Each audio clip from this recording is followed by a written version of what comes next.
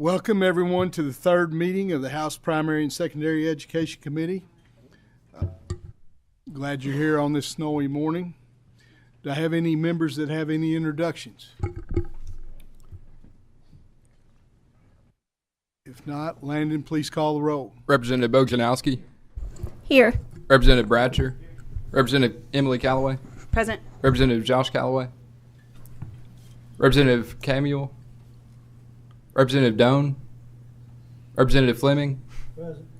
Representative Grossberg. Present. Representative Hale. Present. Representative Jackson. Present. Representative Proctor. Present. Representative Rayborn. Representative Riley. Representative Tipton. Representative Truitt. Here. Representative Wilner. Vice Chair Kleins. Here. Chair Lewis. Present.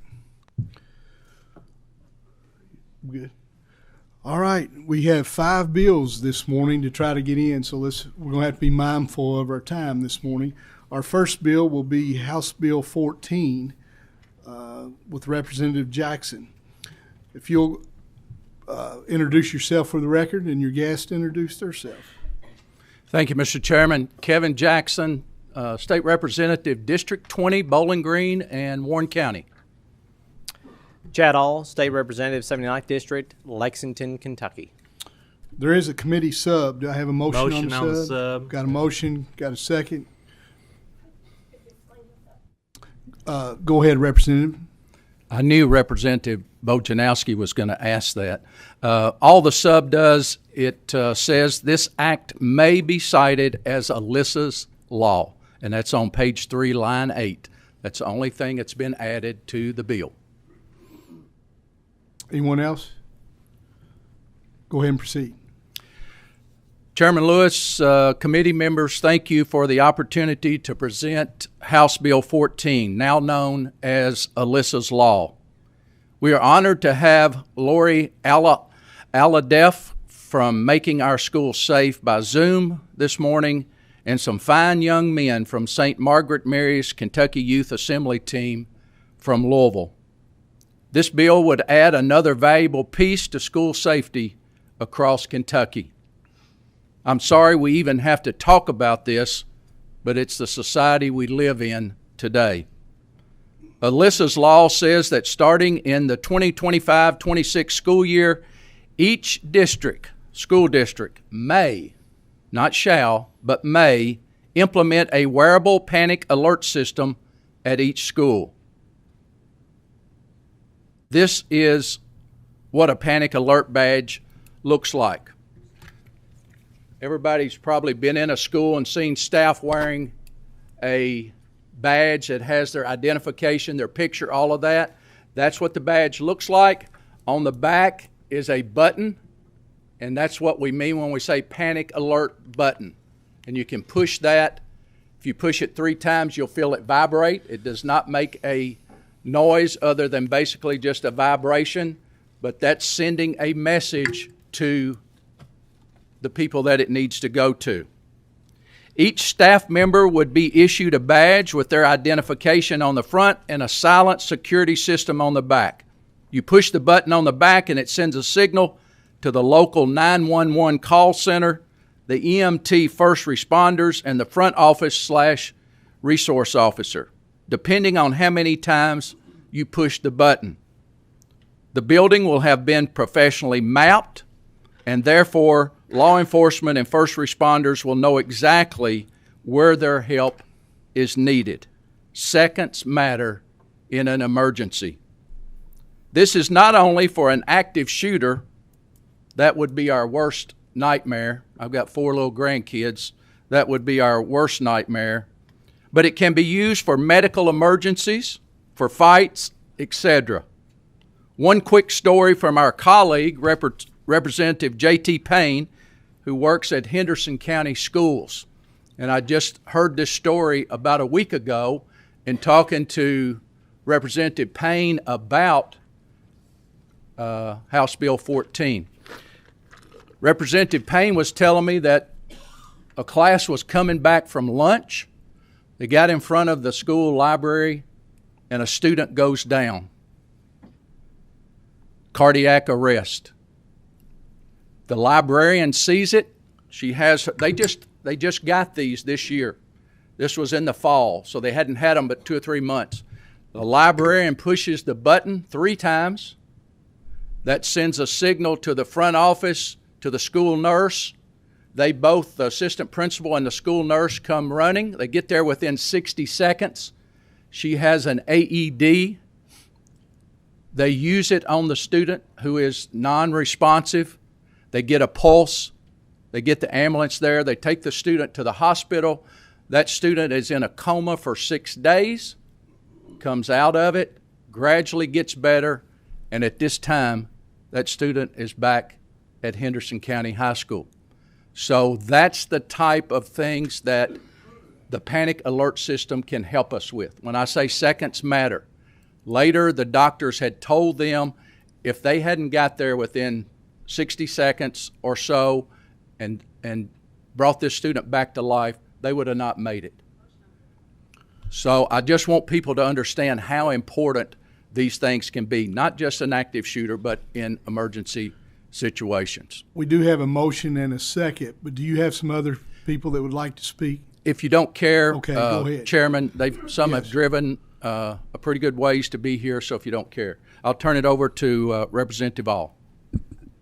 One thing you learn is in the minority when you've got a motion and a second on the bill is to be brief and to move on. So I'm here today to talk about the funding mechanisms. I want to reiterate that this bill was drafted to be vendor neutral. We're talking about one piece of the technology and what that vendor can do, but we've had multiple stakeholders present in the drafting of this legislation to ensure that it is vendor neutral. The price tag to implement this across the state, if we were to do it, and they do it by campus. So there's about 4,000 campuses of public schools across Kentucky. So the entire cost on the high end would be $6 million. On the low end, it would be about $2 million. The way we set up the bill in the draft here is a 50-50 match. So the local school district would have some skin in the game as well as the General Assembly. This is the framework of that funding, and so we could come back next session when we have a budget to actually fund the legislation moving forward. With that, I'll turn it over to our next speaker. Thank you, Mr. Jackson. Mr. Chairman, at this time on Zoom is Lori Al-Hadef, and I would ask that you give her a couple of minutes to explain. She's with Making Our Schools Safe, and I think you'll understand after she does her presentation. Okay, go ahead. Good morning. My name is Lori Al-Hadef, and I'm here today in support of HB 14, Alyssa's Law. I'm the founder of the nonprofit Make Our Schools Safe, but most importantly, I'm Alyssa's mom. Alyssa's Law is named after my daughter, Alyssa Al-Hadef, who was one of the 17 victims of Marjory Stoneman Douglas High School massacre 7 years ago. In those critical moments, students didn't know to lock down and help didn't arrive quickly enough. The principle of Alyssa's Law is simple. Time equals life, and we need to get our kids and teachers to safety quickly and reduce the response time of first responders. This law directs wearable panic alarms that directly links to law enforcement in a life-threatening emergency. When seconds matter, we need to empower our teachers to immediately connect to the help they need. Time equals life. My daughter Alyssa should be here today. This technology doesn't replace other safety measures, but it enhances it. It's a lifeline to first responders and connects the entire campus so that every student and classroom can move to safety. This critical measure helps not only during active threat situations, but medical emergencies, weather events, and other essential notifications to keep kids safe. This is a multi-sensory type of notification using colored strobe lights, desktop alerts, and intercom and mass communication integrations. Every time a panic alarm is used, I know that Alyssa is saving lives. While Alyssa's legacy lives on, we miss our daughter every single day, and we've dedicated our life to keep others from experiencing our pain. I want to applaud Representative Jackson and all co-sponsors for your swift and proactive work to make schools safe in Kentucky. When this priority bill is passed, Kentucky will join 7 other states in the country that have passed Alyssa's Law, setting a standard that children should be safe and thrive in schools. I call on Kentucky lawmakers to pass Alyssa's Law and continue to work diligently to make our schools safe. Thank you. Thank you for your testimony. I think we have some young men here that would like to say a few things. If you all would push the green button, make sure that it's on, and introduce yourself for the record, and you all may proceed. I'm Dan Lemus, and I'm with Chris Balderson, Sam Cummins, Andrew Kraft, and Elliott Chappell, and we're from San Margaret Mary. Last year, there was a school shooting at Appalachia High School in Georgia. The high school had implemented a panic alert system 1 week before the tragic shooting.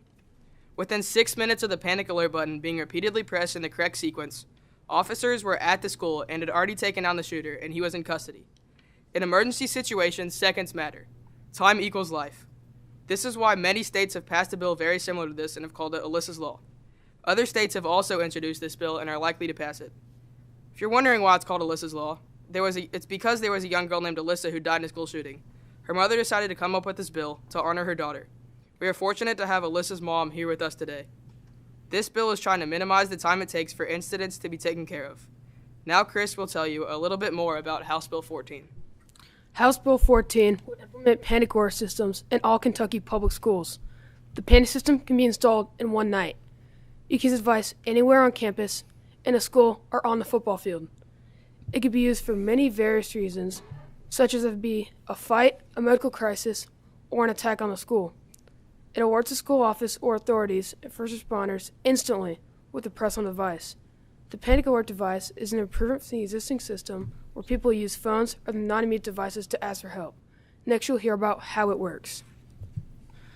This small lanyard is from Centegix, the leading brand used in Alyssa's Law. The alert system does not depend on the school's power, meaning that even with a power outage, the system will work because it has its own power structure, without needing Wi-Fi or Bluetooth. If I press the device 3 times, which I would do if there's a fight or smaller emergency, then it will notify the school office. For a more serious emergency, like a school shooting, I would press the device 8 times, and it will lock down the school and have blinking lights throughout the hallways. It will also automatically go straight to first responders. This is very beneficial in larger schools due to the enhanced geolocating inside of the system. The first responders will not only be notified of the emergency, but they will also have the precise location of where in the school the emergency is taking place. That is how it works, and next you will hear about the importance of the bill. Overall, this bill provides Kentucky schools with a safer environment. The bill will shorten the time of response during emergency scenarios. It also helps students feel safe at school, knowing that if something goes wrong, help will arrive quickly.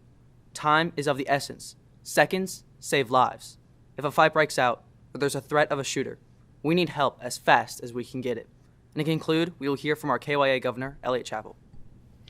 Thank you, Mr. Chairman. I'm Elliott Chappell, a 7th grader from St. Margaret Mary. This past fall, I was elected as the incoming governor of the Kentucky Youth Assembly.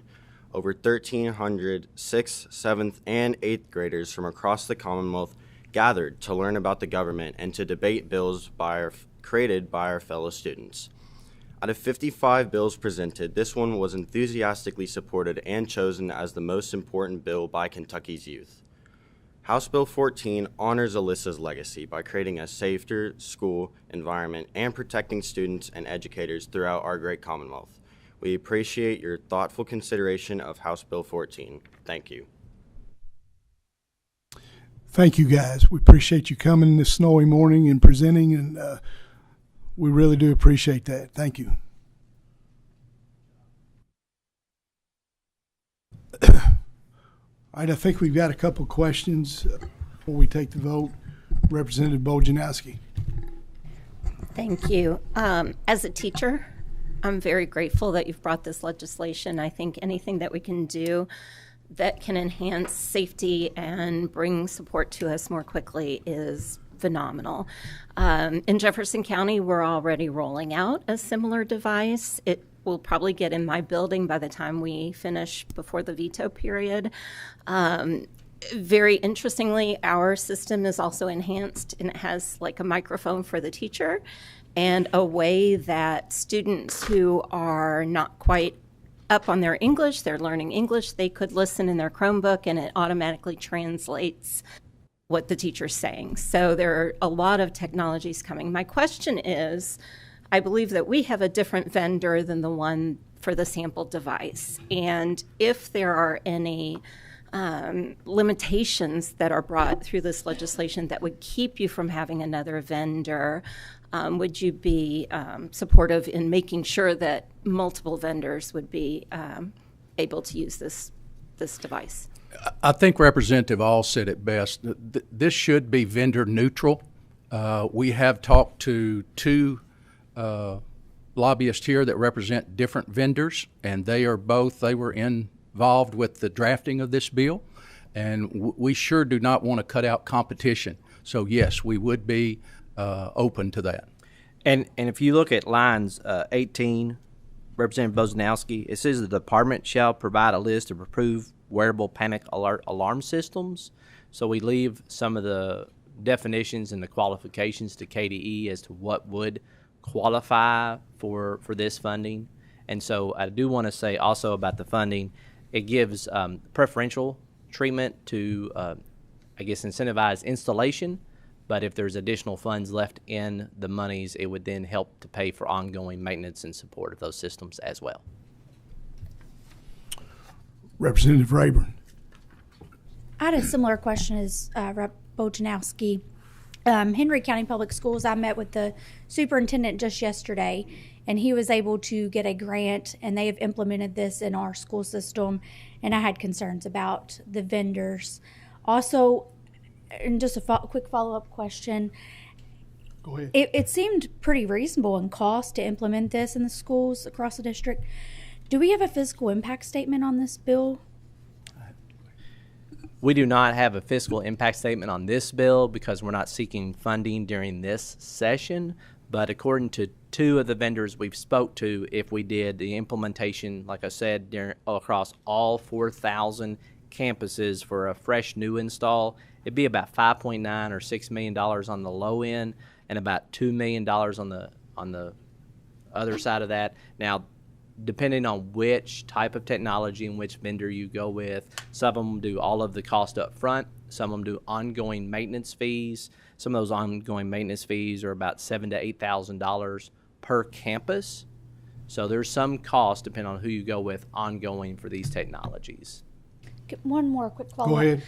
When it comes to these grants, will that help cover those maintenance fees, the monthly maintenance fees? Yes, that's what I just mentioned before. Okay. The bill is written to currently to incentivize installation because we want to make sure where we don't have any of these technologies in place that we cover as many kids as possible to have the technologies.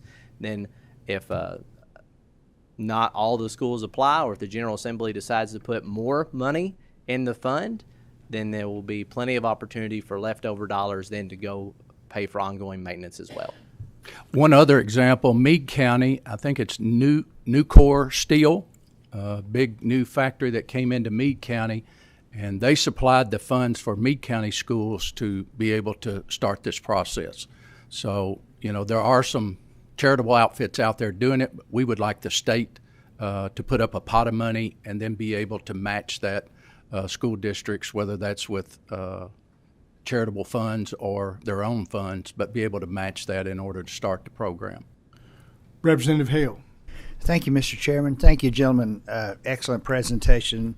And I'm very excited. I was very excited to hear the portion you were speaking about medical emergencies. I'll be very frank, I wasn't really even aware that this existed or was possible. And I guess it's more of a comment. I have two grandchildren, unfortunately, that are type 1 diabetics. And they, of course, at home, their parents can monitor that really well. And when they're at our house, we can as well. But on the school grounds, the nurses monitor it pretty well as also. But there's times that when they're on the playgrounds or when they're in the gymnasium or whatever, their sugar counts really fluctuate up and down really fast with young kids like that.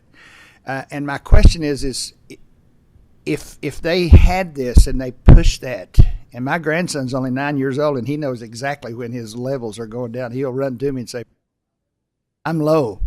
And so would that go just to the school, or would that go back to the office? Where would that actually go? It depends, Representative Hale. If you push it 3 times, basically it stays within the school, and that way it would go to the front office, the school nurse. I'm sure your grandkids would have already talked to them about this, so they could let them know. And when they got that push, they would know to go to exactly where to go. That pin drops, they know where to go. And if they know it is one of your grandkids and they need the insulin or whatever it is, they would know exactly where to go.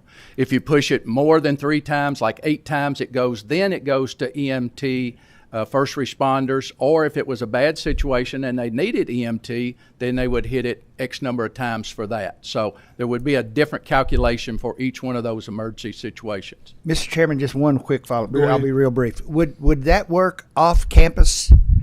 Let's say if they'd be on a school bus going to a ball game or at Summit, would that work if they had it on them and they were off campus? Would it work there? That's a good question. I don't know the answer, but we'll find out and let you know. Okay. Thank you. Thank you, Mr. Chair. Representative Fleming. Thank you, Mr. Chairman. If you don't mind, just a couple of questions. I appreciate it. First of all, I do appreciate the effort in coming before this because, as we've seen on many occasions, situations do arise and time is of essence.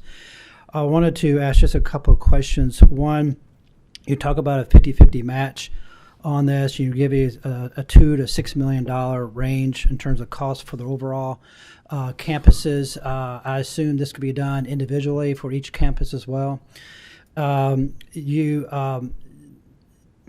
It appears this is, you said school districts, so I assume that's public and not applicable for private. Is that correct? Yes, Representative Fleming, that is correct. Okay, and so is there any latitude to, in terms of economies of scale, to include the private schools? Well, and assuming I know the match. Well, right now our public dollars can't be used for private schools.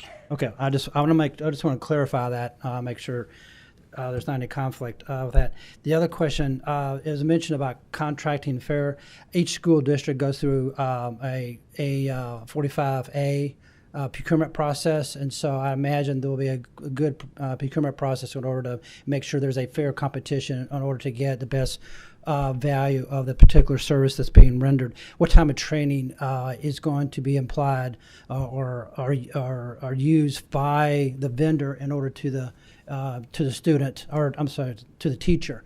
And I know you said 3 and then 8 and so forth. There's mental health situations that come up. What's the discriminating factor of going 3 to 8 and so forth? So I'm looking for more of a training, and I assume that the vendor will provide that. Thank you, Representative Fleming, for that question. If you look on page 2, lines 5 through 7, it says that in there we're going to ensure before the school year begins, all school building personnel receive training on the protocol and the appropriate use of the panic alert alarm system described off in this rest of this section of this bill. So as we did write the bill to be vendor neutral, that training would be led in conjunction with the school district that selected that vendor and the vendor to provide that training on what they have installed there in the school system. Okay, and I saw that. That was not portrayed in y'all's presentation. I want to make sure that that's harped on and emphasized in order to make sure that the proper protocol is trained for teachers and the staff and so forth. So, yes, sir. Thank you, Mr. Chairman. Thank you. All right, I believe that's all of our questions. Landon, please call the roll. Representative Bojanowski? Yes. Representative Bratcher? Representative Emily Callaway? Aye. Representative Josh Callaway? Yes. Representative Adriel Camuel? Representative Mike Kleins? Yes. Representative Doan? Aye. Representative Fleming? Aye. Representative Grossberg? Aye. Representative Hale? Yes. Representative Jackson? Yes. Representative Proctor? Yes. Representative Rayborn? Yes. Representative Riley? Representative Tipton? Yes. Representative Truitt? Yes. Representative Wilner? Chair Lewis? Yes. House Bill 14 passes with the expression of opinion that the same should pass with the committee sub attached thereto. Thank you, gentlemen. Thank you, Chairman, and committee members. Thank you. Our next bill will be House Bill 48. Representative Baker, if you'll introduce yourself for the record.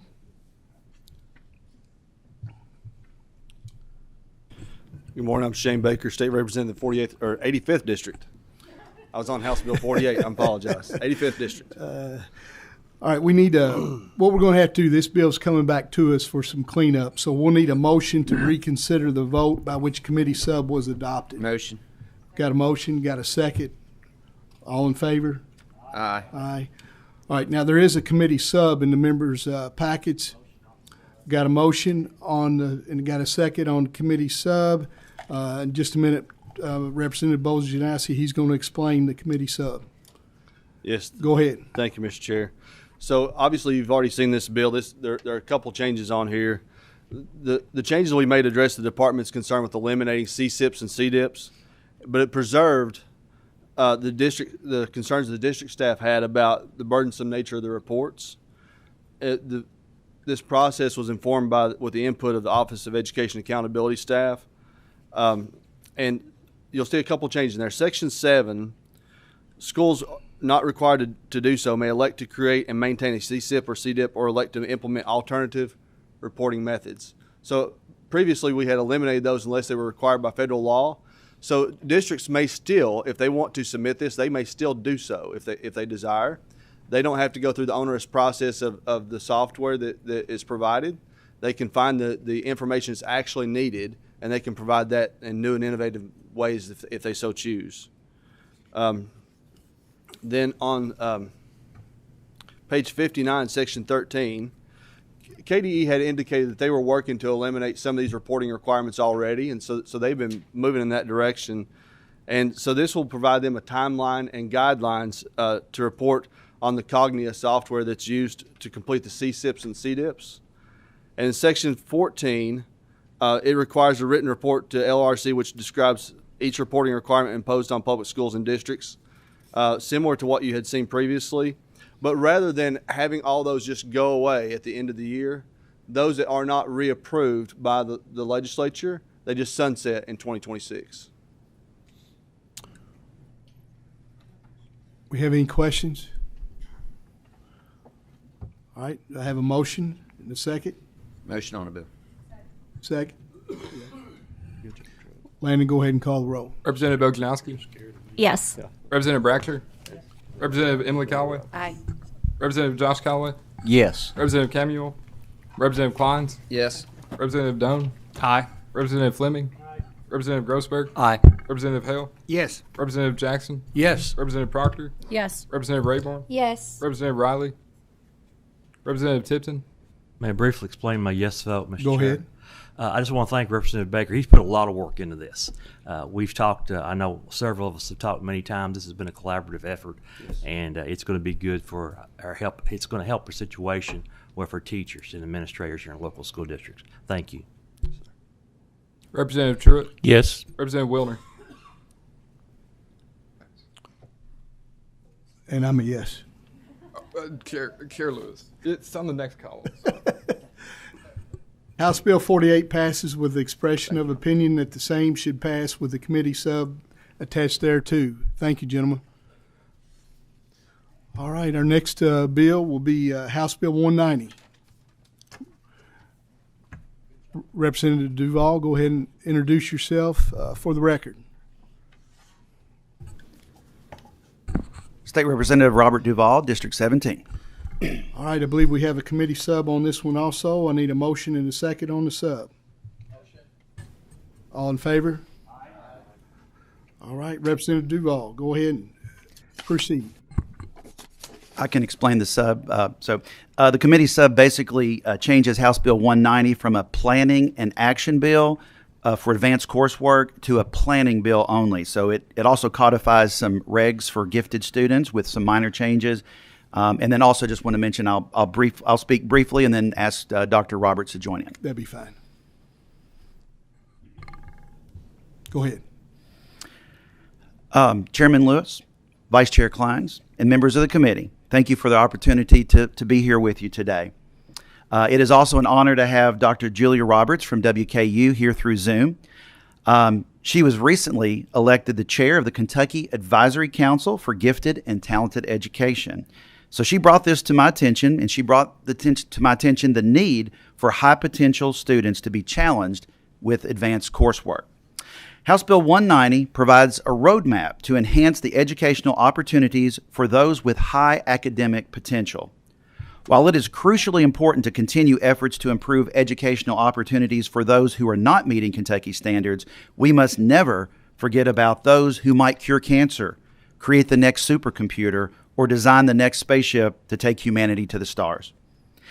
House Bill 190, as amended by the committee substitute, would direct local school districts to establish by December 1st, 2025, clear policies on advanced coursework or accelerated learning options by grade level and subject area in grades 4 through 12. The heart of the bill, which the committee sub changed from shall to may and changed the opt-in criteria from proficient to distinguished, is this. 1. May require students who score distinguished in any subject area to be automatically enrolled in advanced coursework for that subject. 2.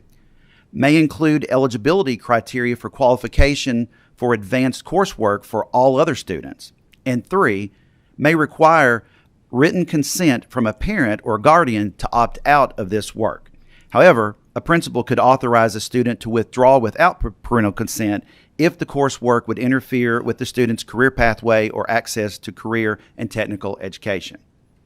I've had multiple conversations with fellow legislators, KSBA, KASS, KASA, KACTE, and the broader education community.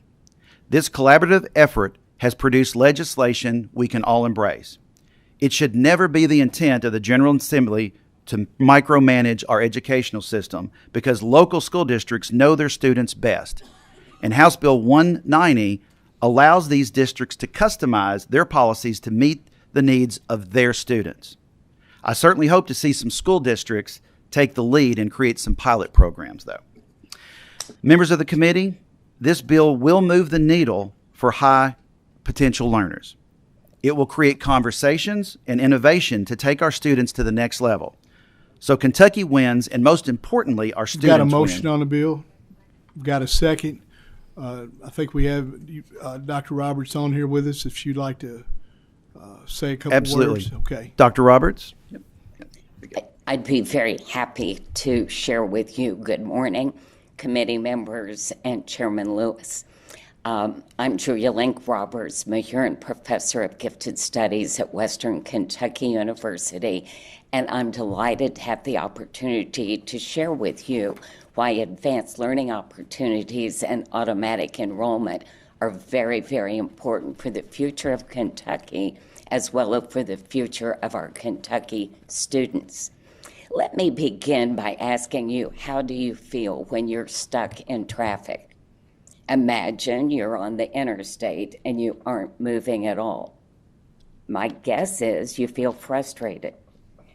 That's how students in Kentucky's classroom feel when they are not being challenged to learn at the level at which they are ready to learn. So we can do better than that.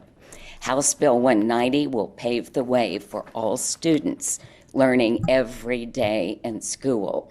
Advanced coursework will be available for all students who perform on the annual assessment of achievement at a level indicating they're ready to learn at advanced levels. Kentucky has many students who are ready for advanced coursework, and these students depend on you to see that they're prepared for their future.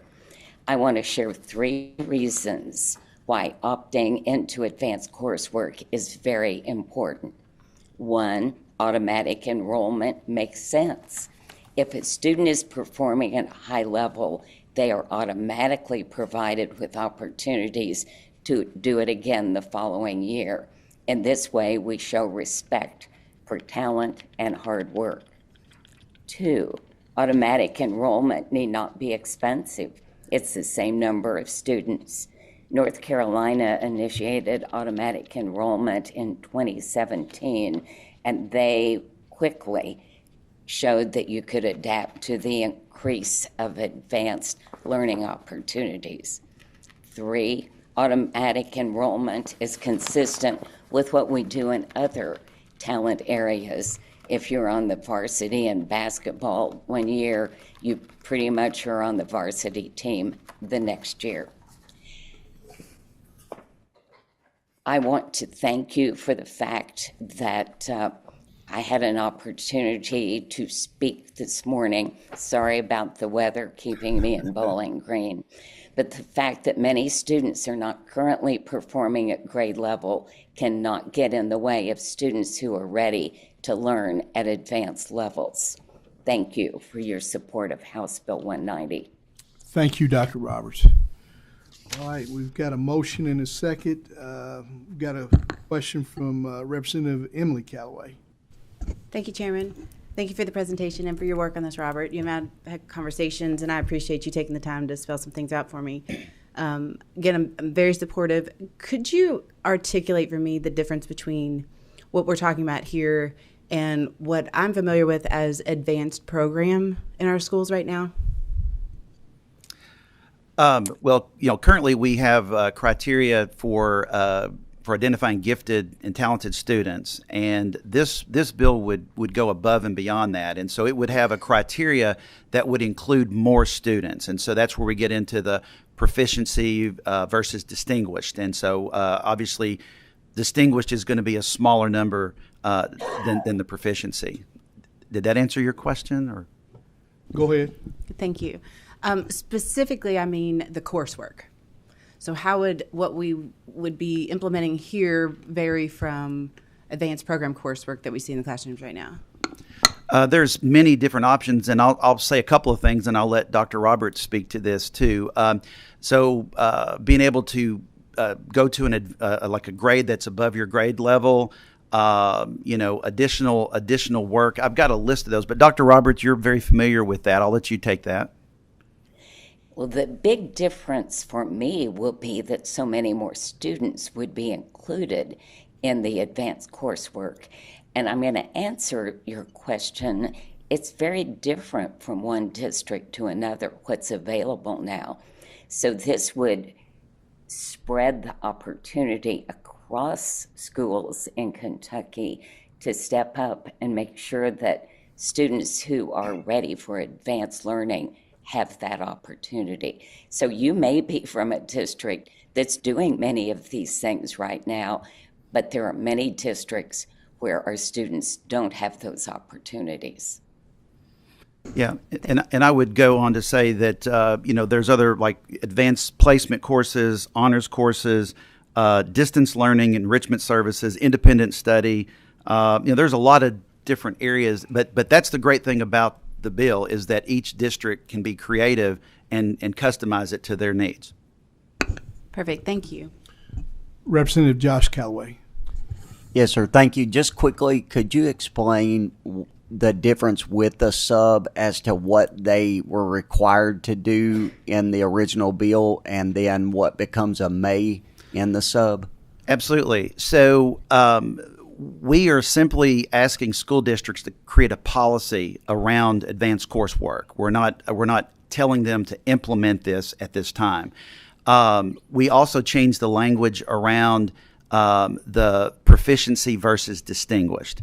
So distinguished is going to encompass a smaller group of students, and part of that was because we heard from school districts that were concerned that the proficiency would actually have so many students that it would be hard to manage, classroom sizes and things of this nature. So I think, starting with the distinguished makes sense. And, obviously, as you progress through a process, you get comfortable with it. We would hope to expand that in the future.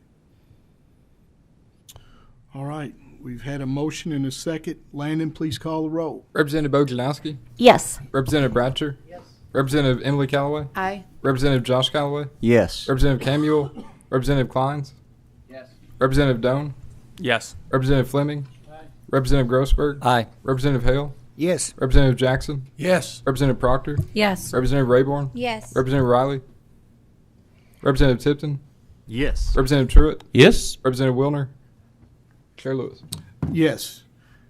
House Bill 190 passes with the expression of opinion that the same should pass with the committee sub attached thereto.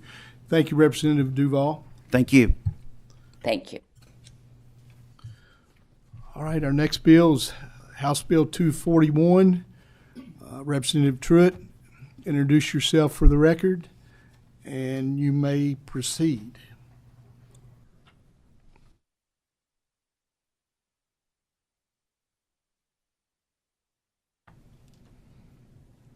Thank you, Chairman and Committee. Representative Tim Truitt, 89th District State Representative. All right, I believe we've got a committee sub. I'll need a motion and a second on the sub.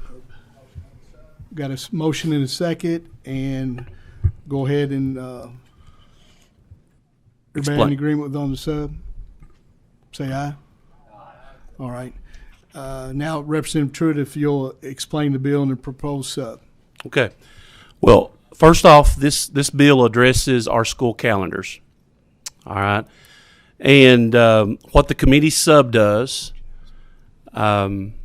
since we've had some recent weather conditions with the flooding this past weekend, and then the snowstorm that came in today, we had a lot of districts reach out for some extra help.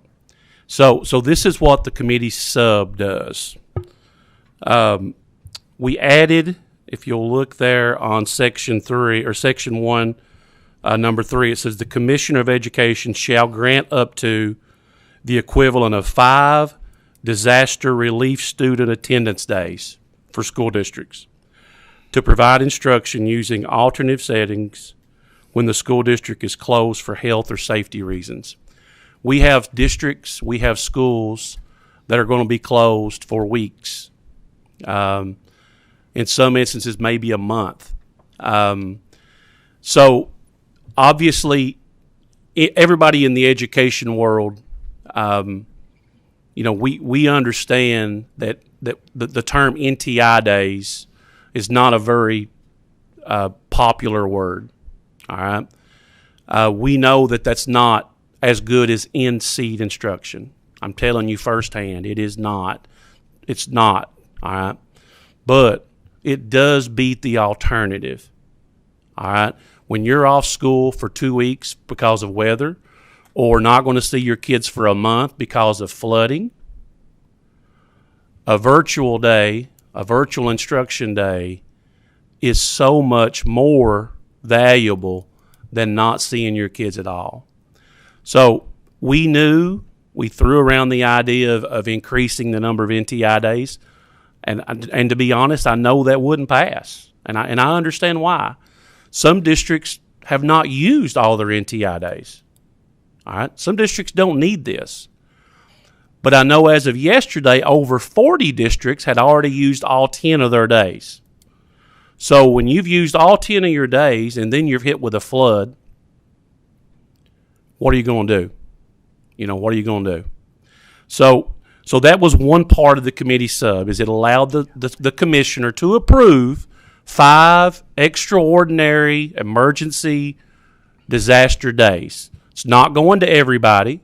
It's only going to those districts that absolutely need them for extreme weather conditions, or something pops up, that the commissioner sees that they need those extra days. Another thing, which I think most of you all will like, is we added the provision that in order to get calamity days in the bill, if schools cannot be out of school by June 4th, then at that point, June 4th, the commissioner can grant up to 5 calamity days. All right. So part of this committee sub says, in order to receive a calamity day, you had to have added time to your day between now and June 4th. So in other words, we're not going to give you 5 days unless you're trying to make those days up throughout the year. So now to the bill. What my bill does is my bill allows a district. Well, let me go back. A couple years ago, we passed a bill called the Boat Dock Bill, all right, which allowed districts to start school at a later date. All right, try to incentivize schools to start later, and instead of using a 170-day requirement, they had the requirement of 1,062 hours. All right, same amount of time in the seats. The difference is you could spend more time each day and not have those 170 days instruction.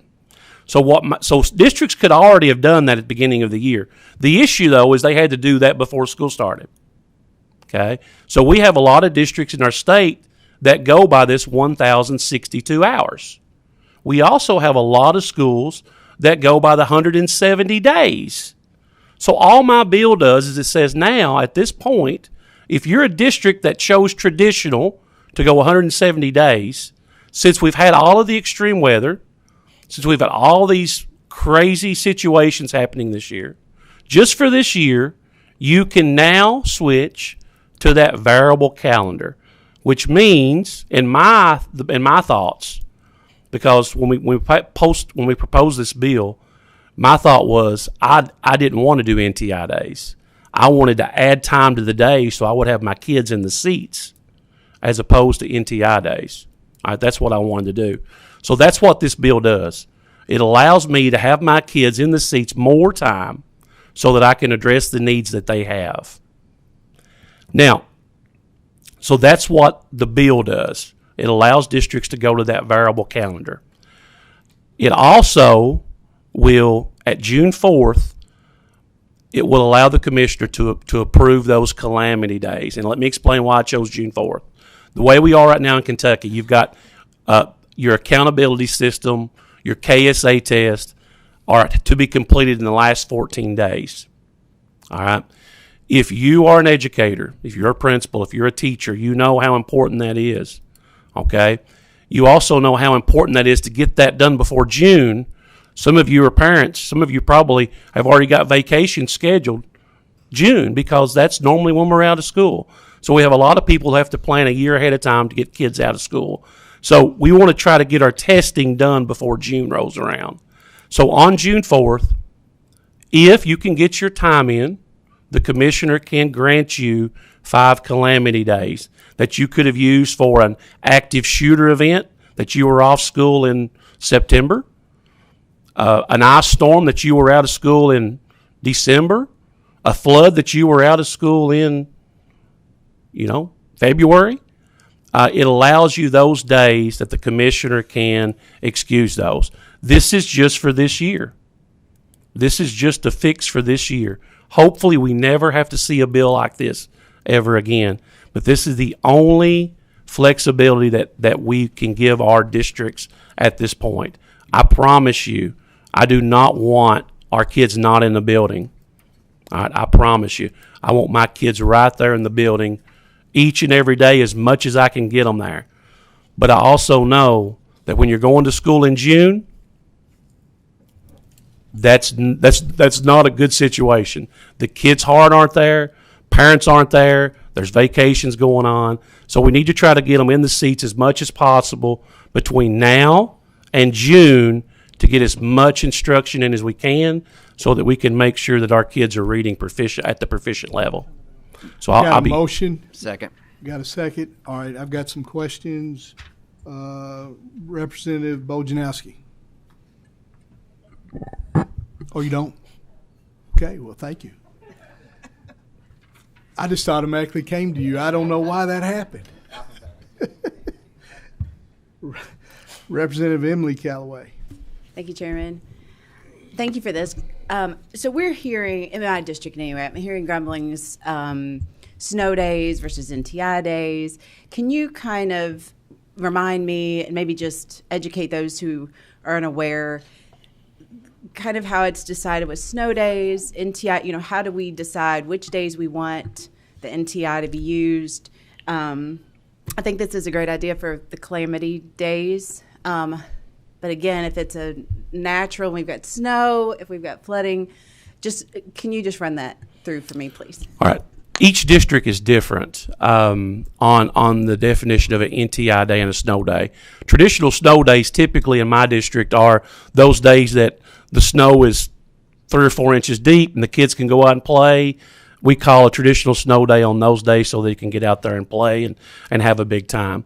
Traditionally, since NTI Day started, the best time that an NTI Day is used is when you've been to school 2 or 3 days that week, and then the weather's coming in on the weekend, and you're going to say, hey, let's do an NTI Day, for review. Let's do an NTI Day to kind of enrich some of the activities that we've done.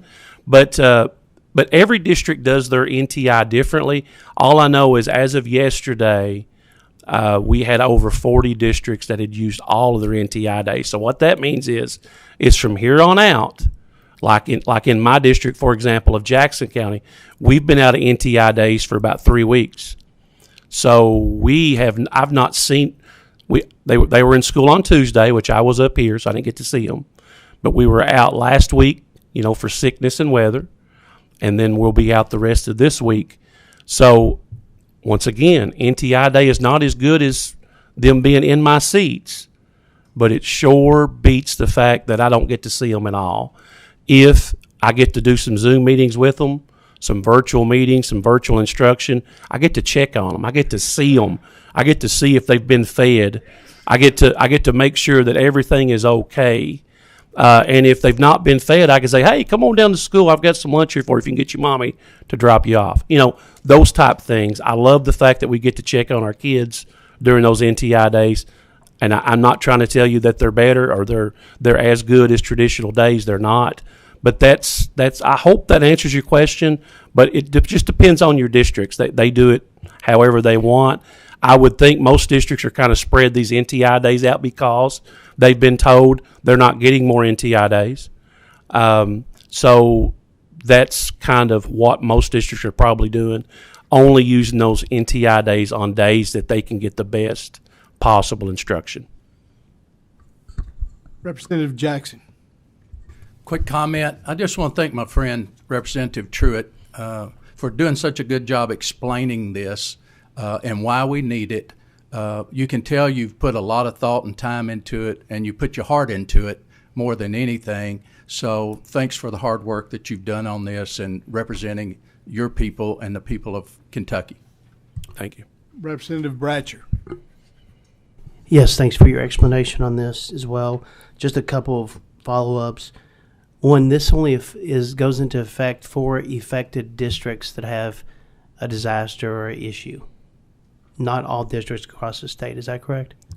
It actually could be used for any district in the state that experiences any of these extreme weather. So if, let's say, God forbid, we have a tornado in western Kentucky, they would then qualify for these 5 days. If there's a flood in eastern Kentucky, which there was, they would qualify for these days. Now, the issue is going to be, though, this is the bad part about this. This is not going to be made available until this bill passes both houses and is signed by the governor. So we're 2 weeks at the best away. So all this is going to be is this is kind of like a protection.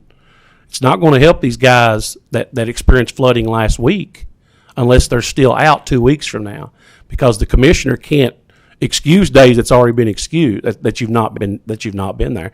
This is just an option if needed.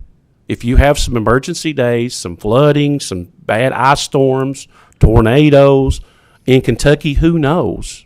Who knows what we're going to experience? But if this bill passes both chambers and is signed by the governor, then it would go into effect. Then the commissioner would have those 5 extra days to grant if needed. But yes, they could be used statewide. There's no requirement says it's only going to Eastern Kentucky flood. It could be used anywhere in the state. And from your testimony, you had indicated that this would expire at the end of the year, but in the bill I didn't see any expiration date. I didn't know if it was a automatically expiration or... Let's see here. Let me see if I can find that. Yeah, it says 24-25 school year. Okay. All right, thank you. Thank you, Chairman. Representative Raybon. Thank you for the work on this bill. I understand your intent, and I'm sure it's coming from a good place. I'm in strong opposition of NTI days. If it were up to me, we would have 0. But when it comes to this, Kentucky's no stranger to disasters. We've seen what's happened across the state in the past several years. How will this change, or how did school districts handle those disasters when they didn't have these 5 days that could be waived?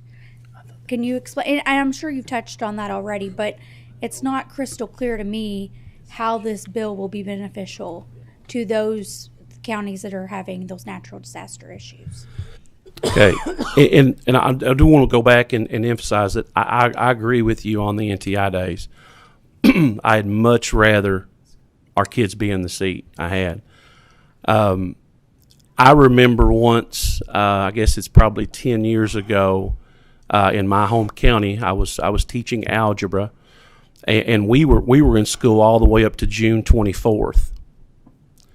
And I will tell you that was some of the worst instruction that I'd ever seen. Just because when you're going to school in June, and the typical school year goes to, we typically could keep kids to June 30th. That's the rule. That's the end of the year. So if in years past, if we had natural disasters, or if we had snow, if we had, when we all were in school, you probably remember, they were just traditional snow days. And then you made those up at the end of the year. Okay. But it just seems to me like in this day and age that we're having more severe weather than we've ever had. I can speak on my little county of Lee County, Kentucky.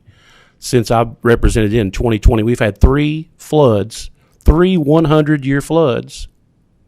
Now I don't know what the issue is. I really don't. But I know that there's some things that we can't avoid, and all I'm doing is trying to help our districts. I'm trying to help our kids, and I'm not asking for a handout for our district. I'm not saying give us more NTI days. I'm just saying give us the ability to get our kids in the seat. See, right now, I'll explain. Right now, if a district wanted to add time to their day, they couldn't do it because it wouldn't count. They wouldn't be allowed to count their days. It wouldn't count towards the extra day.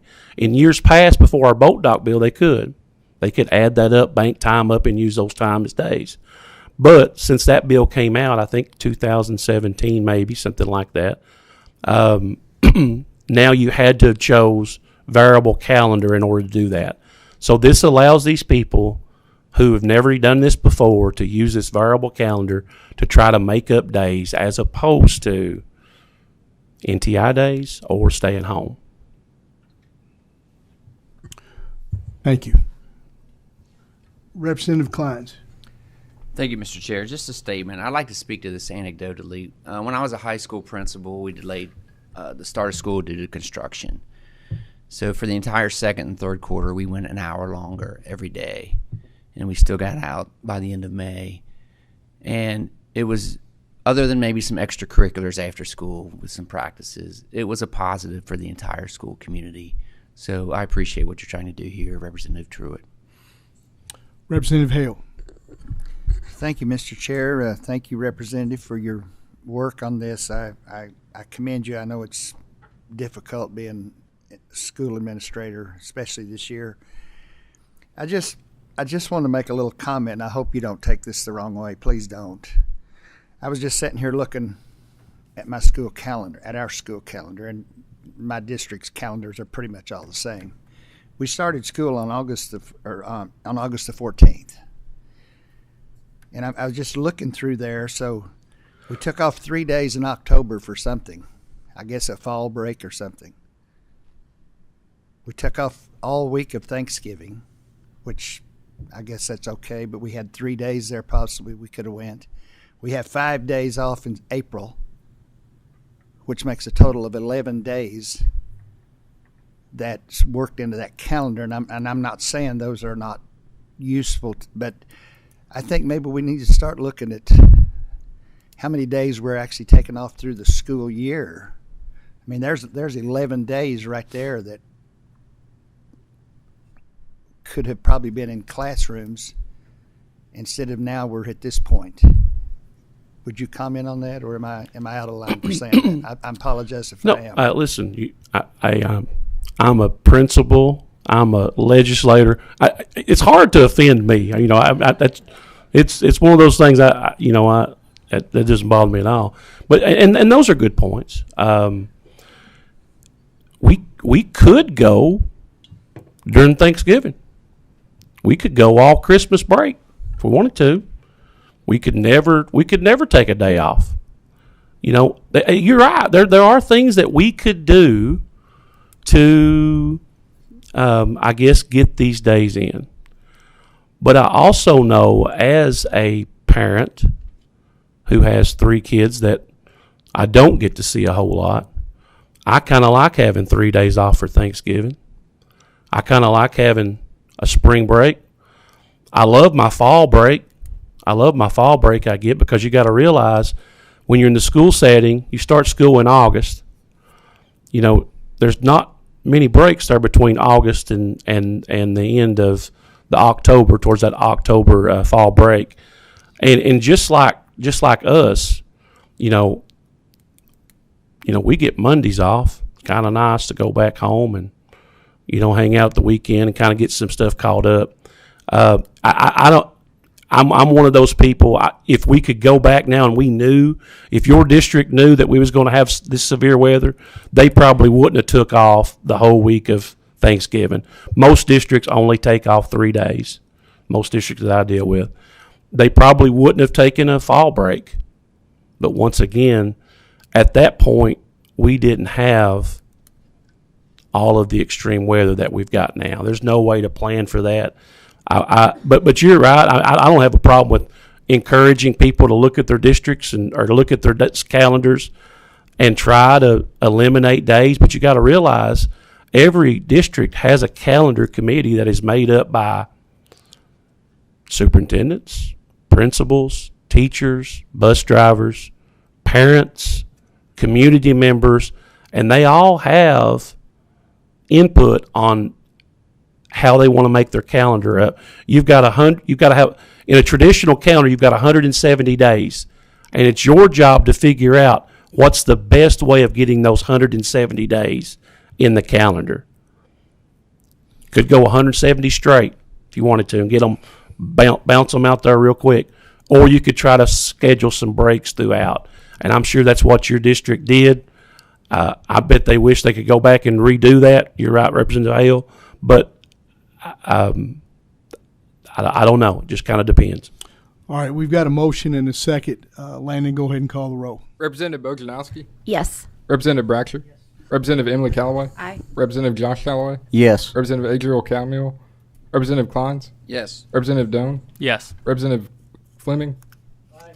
Representative Grossberg? Aye. Representative Hale? Representative Jackson? Yes. Representative Proctor? Yes. Representative Rayborn? No. Representative Riley? Representative Tipton? Yes. Representative Truitt? Yes. Representative Wilner? Chair Lewis? Yes. House Bill 240 passes with the expression of opinion that the same should pass with committee sub attached thereto. Thank you, Representative Truitt. Thank you, Chairman. Our next bill be House Bill 298, Representative Tipton, and we're going to be pressed for a little bit of on time because we have to get. I didn't know we had to get out of here by, I think, 9:45 today. So that's going to push us a little bit, but we'll try to get through it. Go ahead and introduce yourself for the record, and we'll go from there. Thank you, Mr. Chair, members of the committee. I'll try and be as concise as possible. James Tipton, represent House District 53. All right, there is a committee sub in the members' packets. I need a motion and a second on the sub. Got a motion and a second. All in favor? Aye. Go ahead and proceed. Representative Bojanowski has her hand up, so I will. No, just go ahead and present the sub and everything together, and then we'll ask questions. I can do that. All right. This bill is about CSI, Comprehensive Support Intervention. This is a federal requirement that states have to identify schools that fall in this category. The criteria in there typically is the bottom 5%. 2 years ago, we had 28 schools across the Commonwealth of Kentucky identified as CSI schools. This current year, 8 of those schools dropped off, so we have 20 schools. That sounds great. We're doing better.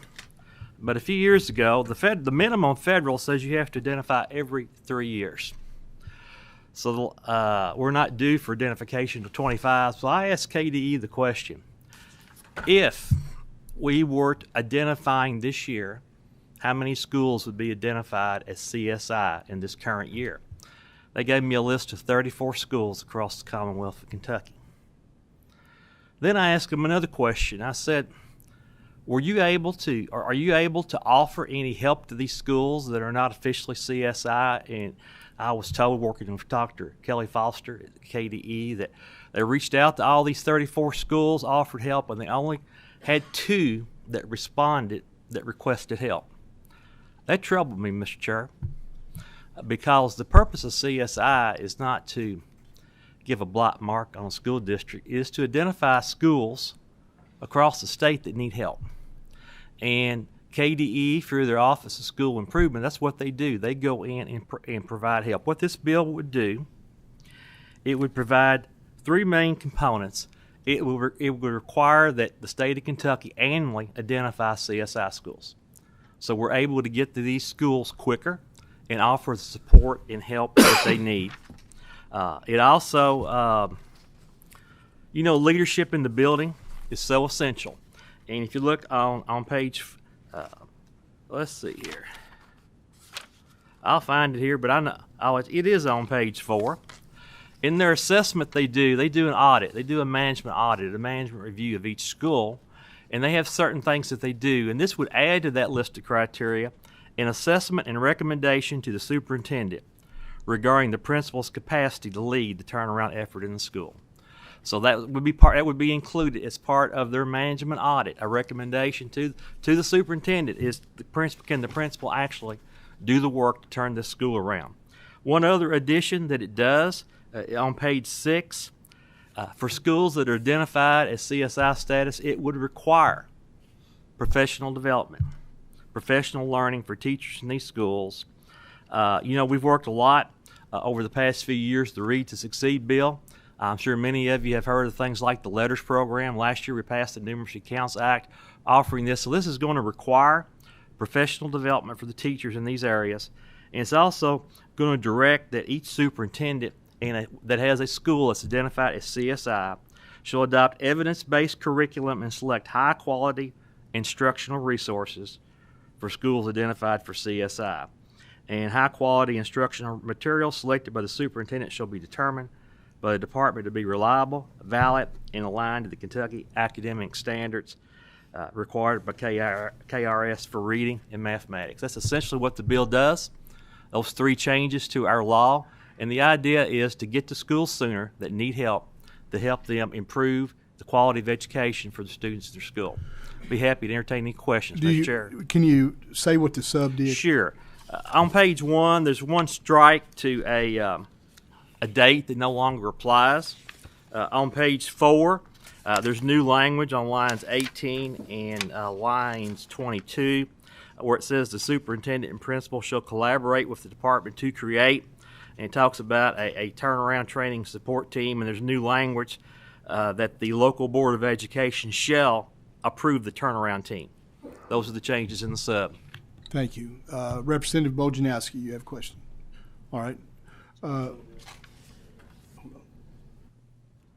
Representative Jackson. Real quick, Mr. Chairman.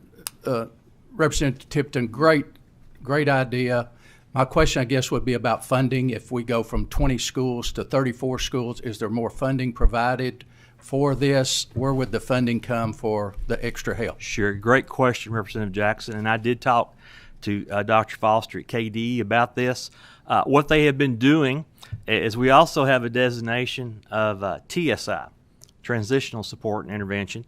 And what they've been doing, they've had the extra funds to actually help those schools that are on TSI status, or they have maybe one component that they're deficient in. But she has told me that in the current upcoming fiscal year, they will be able to have the funding to do this. However, when the time comes for the next budget session, there may be a request for additional funding. All right. I think I have a motion by Representative Truitt. Do I have a second? Second. Second by Representative Fleming. Landon, please call the roll. Representative Bojanowski. Yes. Representative Braksher. Yes. Representative Emily Callaway. Aye. Representative Josh Callaway. Yes. Representative Camuel. Representative Kleins. Yes. Representative Doan. Yes. Representative Fleming. Aye. Representative Grossberg. Aye. Representative Hale. Yes. Representative Jackson. Yes. Representative Proctor. Yes. Representative Rayborn. Yes. Representative Riley. Representative Tipton. Yes. Representative Truitt. Yes. Representative Wilner. Chair Lewis. Yes. House Bill 298 passes with the expression of opinion that the same should pass with committee sub attached thereto. Thank you. I think Representative Fleming, you'd like to say something. Thank you, Mr. Chairman. I'm going to take 1 minute because I know we're pressed for time. I'm going to express my deep appreciation for the gentleman from St. Margaret Mary for coming here and making a wonderful presentation. You are a sharp-looking young man. I hope that the future looks really bright with you all coming for here, and hopefully we'll find somebody to replace the gentleman from 33. And I do also want to recognize the better half of the gentleman of 33's wife is here, and thank you for sharing him, and appreciate all your support. Thank you. And just to echo what Representative Fleming said, if you're attached to Representative Nemus, bless you. All right, I'd just like to thank the committee before we get out of here for your help. We went through 5 bills, and I think there was good testimony. Even we had to hurry just a little bit, but I do appreciate the questions and us getting to into some discussion. So if I have a motion to adjourn, thank you.